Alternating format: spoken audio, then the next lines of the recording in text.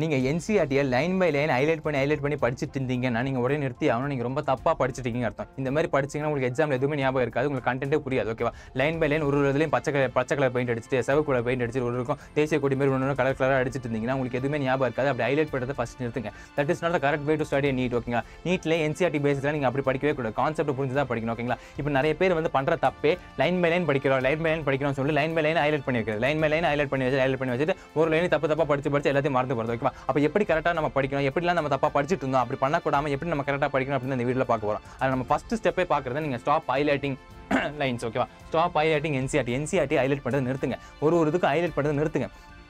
Okay, நீங்கள் line by line தான் படிங்க. பஸ் அந்த கான்செப்ட் புரிஞ்சுக்க பாருங்க. கான்செப்ட் புரிஞ்சதுக்கு அதுக்கப்புறம் ஹைலைட் பண்ணுவாங்க. ஓகே, லைன் பை லைன் ஒரு இதுக்கு கான்செப்ட் படிச்சீங்க. எது இம்பார்ட்டன்ட் நினைப்பீங்க. ஃபர்ஸ்ட் அந்த கான்செப்ட் புரிஞ்சுக்கிட்டீங்கன்னா உங்களுக்கு எதுவுமே இம்பார்ட்டன்ட் தெரியாது. ஓகேங்களா? எதுவுமே இம்பார்ட்டன்ட் இல்லை உங்களுக்கு தேவையான ஒரு கான்செப்ட் படிக்கிறீங்க, ஒரு பேராகிராஃப் படிக்கிறீங்க. அந்த பேராகிராஃபோட கான்செப்ட் உங்களுக்கு புரிஞ்சிச்சுன்னா அந்த பேராகிராஃப் எது இம்பார்ட்டன்ட் உங்களுக்கு என்னங்க கான்செப்டே புரிஞ்சிச்சு சூப்பராக படிப்பீங்களா? அதுக்கே நீங்கள் லைன் பை லைன் ஹைலைட் பண்ணி படிச்சிருந்தீங்க. அது மட்டும் இல்லாமல் NCERT ஒரு ஸ்டோரி புக் மாதிரி ட்ரீட் பண்ணி நிறுத்துங்க. லைன் பை லைன் ஹைலைட் பண்ணி படிக்கிறதுக்கு NCERT ஒரு ஸ்டோரி புக் கிடையாது. அது டெஸ்ட் புக். அதையும் தாண்டி ஒரு கொஸ்டின் மேப்பிங். ஓகேவா? It is not test book கூட இல்ல, ஒரு கொஸ்டின் மேப்பிங் மாதிரி. நிறைய பேர் நம்ம எப்படி ட்ரீட் பண்ணிட்டு இருக்கோம், NCERT ஒரு ஸ்டோரி புக் மாதிரி ட்ரீட் பண்ணிட்டு இருக்கோம். லைன் பை லைன் படிக்கிறோம், லைன் பை லைன் ஹைலைட் பண்றோம். ஓகே, அப்படி ட்ரீட் பண்ண நிறுத்துங்க. ஒரு கொஸ்டின் மேப்பிங். ஒரு பேராகிராஃப் பாக்குறீங்க, நீங்க NCERT நீங்க ஏதாவது படிக்கிறீங்கன்னா அதுல என்னென்ன கொஸ்டின்ஸ் எல்லாம் கேட்கலாம், என்னென்ன கொஸ்டின்ஸ் அரைஸ் ஆகும் அப்படிங்கறது கொஸ்டின் மேப்பிங் நீங்க ஞாபகம் வச்சுக்கணும். ஓகேவா? அவ்வளவு கொஸ்டின்ஸ் அங்க கேட்கலாம் அப்படின்னு உங்களுக்கு திறமையை வளர்த்துக்க பாருங்க. ஒரு பேராகிராஃப் படிக்கிறீங்கன்னா அதுல கான்செப்ட்டையும் புரியணும், அதுல என்னென்ன கொஸ்டின்ஸ் அரைஸ் ஆகுது அப்படின்னு புரியணும். ஓகேவா? இப்போ நம்ம நிறைய பேர் காமனா பண்ற மிஸ்டேக் என்னன்னா ரீட் NCERT. ஓகேங்களா?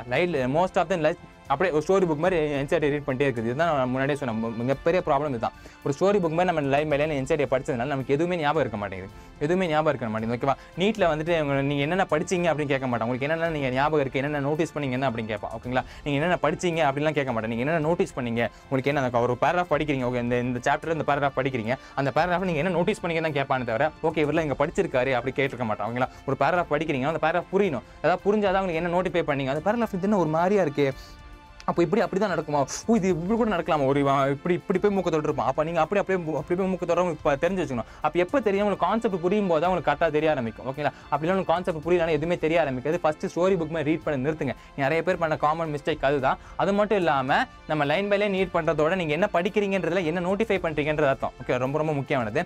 ஆக்சுவலி நம்ம நிறைய பேர் என்ன பண்ணுறோம்னா நம்ம ஃபுல்லாக படிக்கணும், நம்ம சூப்பராக படிக்கணும், நம்ம தரவாக படிக்கணும். ஓகே, லைன் பை லைன் வச்சு பெயிண்ட் அடிச்சு ஒரு கலராக ஹைலைட் பண்ணி லைன் பை லைன் நம்ம அடிச்சு படிச்சிடறோம். அந்த வாரம் முடியறதுக்குள்ள 70% ஆஃப் கண்டென்ட் மறந்துடும். இதான் மெயின் ப்ராப்ளம். 70% ஆஃப் கண்டென்ட் வந்து நம்ம படிக்க மறந்துது. ஐ மீன் புதுசா படிக்க அதனால அந்த வாரம் முடியறதுக்குள்ள மறந்துடுது. ஏன்னா நீங்க ஜஸ்ட் ரீட் தான் பண்றீங்க, ஜஸ்ட் உட்காந்து ஜஸ்ட் ரீட் தான் பண்றீங்க தவிர யாருமே கான்செப்டை புரிஞ்சிக்கவே மாட்டீங்க. ஓகேவா? பிகாஸ் நம்ம பிரெயின் எப்படி பிரெயின் எப்படி ரியாக்ட் ஆகும் அப்படின்னா ஆக்டிவ் ரீகாலாக இருக்கும்போது ரியாக்ட் ஆகும். ஜஸ்ட் ஒரு பாசிவாக ரீடிங் பண்ணி தான் ரியாக்ட் ஆகாது. ஓகேவா? You should be actively recall. ஏதாவது ட்ரிக் வைக்கணும், ரிமானிச் வைக்கணும். டக்கு ஓகே இது படிச்சோம்ல இப்படி வந்துச்சுல இங்கிருந்து நம்ம கொஸ்டின் எடுத்தோம் அப்படின்னு புரிஞ்சு வச்சு நம்ம ஆக்டிவாக ரீகால் பண்ணும்போது நம்ம பிரெயின் ரொம்ப ஸ்மார்ட்டாக இது பண்ணும். அது இல்லாமல் சும்மா உட்காந்து சுவாச அப்படின்னு படிச்சுட்டு இருந்தீங்கன்னா உங்களுக்கு எதுவுமே மைண்டில் இருக்காது. நம்ம பிரெயின் எப்பவுமே ஆக்டிவ் ரீகால் மெத்தட் தான் ஞாபகம் வச்சுக்குமே தவிர ஜஸ்ட் ஒரு பாசிவ் ரீடிங் ஜஸ்ட் ஒரு வாட்டி படிச்சா போதும் சார் அப்படிலாம் இல்லை. ஜஸ்ட் ஒரு படிச்சா போதும் ஒன்றுமே ஞாபகம் இருக்காது. நம்ம பிரெயின் அப்படி ஃபங்க்ஷன் ஆகலை. ஓகேங்களா? இப்போ நிறைய பேருக்கு என்ன கெட்ட பழக்கம் இருக்கு, எங்களோட கெட்ட பழக்கம் இருக்கு சார் அப்படின்னு சொல்லுவோம். பார்த்தீங்கன்னா அதே மாதிரி படிக்கிறதுல கெட்ட பழக்கம் ஃபர்ஸ்ட் கெட்ட பழக்கம் என்னதுன்னா கான்செப்டை புரிஞ்சுக்காம சும்மா பெயிண்ட் அடிச்சு அண்டர்லைன் பண்றது.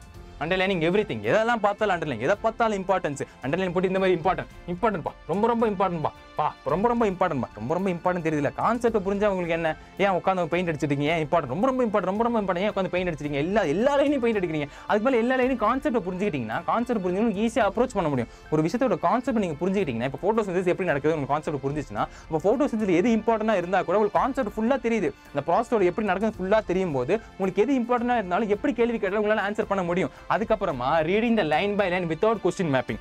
முன்னாடியே சொல்ற மாதிரி தான் லைன் பை லைன் படிக்கிறீங்க, லைன் பை லைன் மார்க் பண்ணி படிக்கிறீங்க. ஆனா எத்தனை பேர் அதுல கொஸ்டின்ஸ் எடுக்கிறீங்க, எத்தனை பேர் எடுக்கிறீங்க? யாருமே எடுக்கிறது, முக்கால்வாசி பேர் எடுக்கிறதே இல்லை. இந்த டாப்பர்ஸ்லாம் எப்படி யூஸ் பண்ணாங்க, அவங்க வேற மாதிரி இந்த புக்கை யூஸ் பண்ணுறாங்க. நீங்கள் எப்படி யூஸ் பண்ணுறீங்க, நீங்கள் அப்படி யூஸ் பண்ணுறதே இல்லை. ஓகேங்களா? ஒரு லைன் பை லைன் படிக்கும்போது ஒரு பேராகிராஃப் படிக்கும்போது அந்த பேராகிராஃப்லையும் எத்தனை கொஸ்டின்ஸ் நீங்கள் எடுக்கிறதே இல்லை. முக்கால்வாசி இப்போ நம்ம ஒரு சாப்டர் எடுத்து படிச்சுட்டு இருக்கோம், அந்த சாப்டரில் இத்தனை பேராகிராஃப் இருக்குன்னு கால்குலேட் பண்ணுறீங்க. அத்தனை பேராகிராஃப்லேருந்து ஒரு பேராகிராஃப் நீங்கள் எத்தனை கொஸ்டின் எடுக்கிறீங்க, நீங்களே எடுக்கணும். வெளியே HSL கொடுக்குறதால வெளியே ப்ரீவியஸ் இயர் கொஸ்டின்ஸ் அது இல்லை. நீங்களே எத்தனை கொஸ்டின்ஸ் எடுக்கிறீங்க அப்படின்னு உட்காந்து எழுதுங்க. நான் முன்னாடியே சொல்லியிருக்கேன், உட்காந்து எழுதுங்க. தனியாக கொஸ்டின் போடுங்க. ஒரு சாப்டரில் நீங்கள் எவ்வளோ கொஸ்டின்ஸ் எடுத்தீங்க அப்படின்றத உட்காந்து எழுதுங்க. ஓகேவா? அது மட்டும் இல்லாமல் இக்னோர் பண்ணாதீங்க. எதை இக்னோர் பண்ணாதீங்க, இந்த டேபிள்ஸ் டயக்ராம்ஸ் ஃபார்முலா டெரிவேஷன்ஸ்லாம் இக்னோரே பண்ணாதீங்க. அதான் ரொம்ப ரொம்ப முக்கியம். ஓகே, ரொம்ப ரொம்ப முக்கியமானது இந்த டேபிள்ஸ் டயக்ராம்ஸ் அந்த பேசிஸ்லாம் கேட்பான். ஃபார்முலா இக்னோர் பண்ணாதீங்க, ஃபார்முலா டெரிவேஷன் இக்னோர் பண்ணாதீங்க. ஒரு டெரிவேஷன் கொடுத்து எப்படி டெரைவ் ஆச்சு அப்படின்னு கூட ஃபிசிக்ஸில் கேட்கலாம். இதில் ரொம்ப இம்பார்ட்டன்ட். ஏன்னா வரக்கூடிய காலங்கள் 2026 ரொம்ப கஷ்டமாக தான் இருக்க போகுது. ஏன்னா 2025 எப்படி வந்துச்சு, இனிமேல் 2025 ஈஸியாலாம் கேட்க மாட்டோம், ரொம்ப கஷ்டமாக தான் கேட்கப்பான். அப்போ அதுக்கு தகுந்த மாதிரி நம்ம ரெடி பண்ணணும். அப்போ ரெடி பண்ணணும், நம்ம ப்ராசஸ் நம்ம கரெக்டாக ஸ்டார்ட் பண்ணணும். அதை விட ரொம்ப ரொம்ப முக்கியமானது ரிவைஸ் பண்ணுறதே இல்லை. இது NCERT line by line revise பண்ணுறது இல்லை என்சிஆர்டிலேருந்து ப்ரீவியஸ் இயர் கொஸ்டின்ஸ் ரிவைஸ் பண்ணுறது இல்லை என்சிஆர்டிலேருந்து எடுக்கப்பட்ட கொஸ்டின்ஸை நம்ம ரிவைஸ் பண்ணுறது இல்லை. ஓகே சார், நீங்கள் சொன்ன மாதிரி நான் எடுத்தேன் சார், இந்த பேராகிராஃபில் நான் இவ்வளோ கொஸ்டின்ஸ் எடுத்தேன் சார், ஆனால் இந்த பேராகிராஃபில் இவ்வளோ கொஸ்டின் எடுத்தேன் சார், அந்த கொஸ்டின் நான் படிக்கவே இல்லை சார், ரிவைஸ் பண்ணவே சார், ஒரு வாட்டி படிச்சேன் சார், எப்பயோ படிச்சேன் சார், அதுக்கப்புறம் நான் எக்ஸாம் போகும்போது ரிவைஸ் பண்ணவே இல்லை சார், நான் கண்டினியூஸாக கான்ஸ்டன்ட்டாக ரிவைஸ் பண்ணவே இல்லை சார்னா நீங்கள் மறுபடியும் அங்கே தொகுத்து போகிறீங்க. ஸோ இந்த பேட் ஹேபிட்ஸை நிறுத்த பாருங்க. ஓகேங்களா? அடுத்தது நம்ம எப்படி கரெக்டாக படிக்கணும், முன்னாடி நம்ம எப்படி கரெக்டாக படிக்கணும்னா எவ்ரி பேராகிராஃப் எல்லா பேராகிராஃபையும் ஒரு கொஸ்டின் எழுதல பாருங்க. எல்லாத்தையும் ஒரு சந்தேகத்தோட பார்க்கணும் அப்படின்னு சொல்லுவாங்க. பார்த்தீங்கன்னா எதை பார்த்தாலும் சந்தேகத்தோட பார்க்குறியடா அப்படின்னு அதே மாதிரி தான் இருக்கணும். எதை பார்த்தாலும் கொஸ்டின் மனப்பாடம் தான் பார்க்கணும். ஓகே, இந்த பேராகிராஃப் படிக்கும், சின்ன பேராகிராஃப் எடுக்கலாம், இந்த பேராகிராஃப் இருக்கு, இதுன்னு இப்படி கொஸ்டின்ஸ் கேட்டால் என்ன பண்ணுறது, அப்படி உல்டாவா போடுங்க. ஓகே, நீங்கள் A to Z மட்டும் படிக்க வேணாம், Z to Aவும் போங்க. ஓகேங்களா? ஆல்பபெட்டிக் ரிவர்ஸ் ஆர்டரையும் படிச்சு பாருங்க. ஆல்பபெட்டிக் ரிவர்ஸ் ஆர்டர் படிக்கும்போது உங்களுக்கு இன்னும் கொஞ்சம் புரிய ஆரம்பிக்கும். அப்படின்னு உட்காந்து ஆல்பபெட் ரிவர்ஸ் ஆர்டர் படிச்சுட்டு இருக்காங்க. பட் நான் சொல்கிறேன், ஒரு கான்செப்ட் நீங்கள் படிக்கிறீங்களா, அதுலேருந்து எவ்வளோ கொஸ்டின்ஸ் எடுக்க முடியும் அப்படின்றத கான்செப்ட் புரிஞ்சு வச்சுக்கோங்க. Convert every paragraph into question. ஒரு பேராகிராஃப் ஒரு கொஸ்டின் உங்களுக்கு தெரியணும். ஓகேவா? இத்தனை பேராகிராஃப் இருக்குடா, இப்போ உங்க இதில் வந்து இத்தனை பேராகிராஃப் இருக்குன்னா இத்தனை கொஸ்டின்ஸ் எடுத்திருக்கேன் அப்படின்னு கான்செப்ட் இருக்கும். ஏன்னா கொஸ்டின்ஸ் ஆன்சர் வச்சு படிக்கும்போது உங்களுக்கு கான்செப்ட் வந்து ஈஸியாக புரிய ஆரம்பிக்குது. ஓகேவா? அப்புறம் கீவேர்டு யூஸ் பண்ணணும். ஃப்ளாஷ் கார்ட்ஸ் இந்த என்சிஆர்டி லைனில் ரொம்ப ரொம்ப கஷ்டமாக இருக்குது. கீவேர்ட்ஸ், ஃப்ளாஷ் கார்டு, நிமோனிக்ஸ் இதெல்லாம் யூஸ் பண்ணி ட்ரிக்ஸ் இதெல்லாம் யூஸ் பண்ணி படிக்கும்போது உங்களுக்கு ஈஸியாக ஞாபகம் வைக்க முடியும். ஓகே, நீங்கள் என்ன ஃப்ளாஷ் கார்டு வேணால் யூஸ் பண்ணலாம், என்ன ட்ரிக் வேணால் யூஸ் பண்ணலாம், என்ன நிமோனிக்ஸ் வேணால் யூஸ் பண்ணலாம். ஓகேவா? நீட் வந்து கேட்க போகிறது நீட் என்ன எப்படி படிச்சா, நீட்டாக நீ என்ன எப்படி படிச்சா அப்படி கேட்க போகிறது. நீங்கள் என்ன நோட்டீஸ் பண்ணீங்க, உங்களுக்கு என்ன புரிஞ்சிருக்கு, உங்களுக்கு கண்டென்ட் புரிஞ்சிருக்கா இல்லையா அப்படின்றத நீட் அனலைஸ் பண்ணுமே தவிர நீங்கள் எப்படிலாம் படிச்சு எப்படிலாம் நிமோனிக்ஸ் வச்சு எப்படிலாம் ட்ரிக் வச்சு அப்படின்றத நீட் அனலைஸ் பண்ணாது. ஸோ அப்படி வச்சு படிக்காருங்க. Trick, mnemonics, flash card use பண்ணி படிக்க ஆரம்பிச்சிங்க. அப்புறம் ரொம்ப ரொம்ப முக்கியமானது மார்க் கொஸ்டின் ஜோன்ஸ் ஒன்லி. ஓகேவா? கண்ட கடத்தில் பெயிண்ட் அடிச்சிட்டு இருக்காது. கண்ட இடத்துல பெயிண்ட் அடிச்சதுனால அந்த பேராகிராஃப்ல எது கொஸ்டின் ஜோன், எது கொஸ்டின் ஜோன், இதுல இருந்து ரொம்ப ரொம்ப இம்பார்ட்டன்டான கொஸ்டின்ஸ் வந்து கேட்க முடியும். உங்களுக்கு தோணும் பாத்தீங்களா, நீங்களா கொஸ்டின்ஸ் எடுப்பீங்கல, நீங்களா ஆன்சர்ஸ் எடுப்பீங்கல, சோ அதுல இருந்து எடுக்க முடியும் அப்படின்னு நினைக்கிறத மட்டுமே புக்ல மார்க் பண்ணுங்க. ஓகேங்களா? ஃபுல் பேஜஸ் உட்காந்து மார்க் பண்ணிட்டு ஒரு லைன்ல ஃபுல் பேஜஸ் ஒரு கலர் அடிச்சிருப்பான். ஒரு பையனோட டெஸ்ட் புக் எடுத்து பார்த்தா ஃபர்ஸ்ட்ல yellow colour, pink colour, red colour, என்ன கலர் காம்பினேஷனே தெரியாது. என்ன ஃபுல்லு போட்டு அடி அடிச்சிருப்பான். பெயிண்டரா வேலை பார்த்துருப்பான். அந்த மாதிரி அடிச்சிருப்பான். அந்த மாதிரி பண்ணவே பண்ணாதீங்க.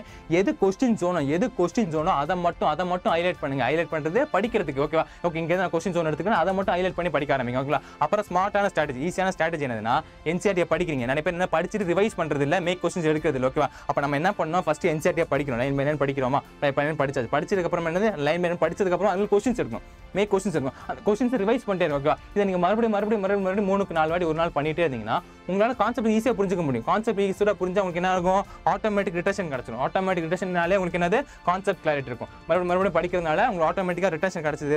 ஆட்டோமேட்டிக்காக ரிட்டன்ஷன் கிடைச்சதுனால உங்களுக்கு கான்செப்டும் கிளியர் ஆயிடுச்சு. ஓகேங்களா? அப்போ ஃபர்ஸ்ட் என்ன பண்ணுறீங்க, ஃபர்ஸ்ட் ரீட் என்சிஆர்டி படிச்சது உடனே என்ன பண்ணுறீங்க, அது வந்து கொஸ்டின்ஸ் இருக்க பாருங்க. ஒரு பேராகிராஃப் அப்படியே பாசிவ் ரீடிங் பண்ணாதீங்க.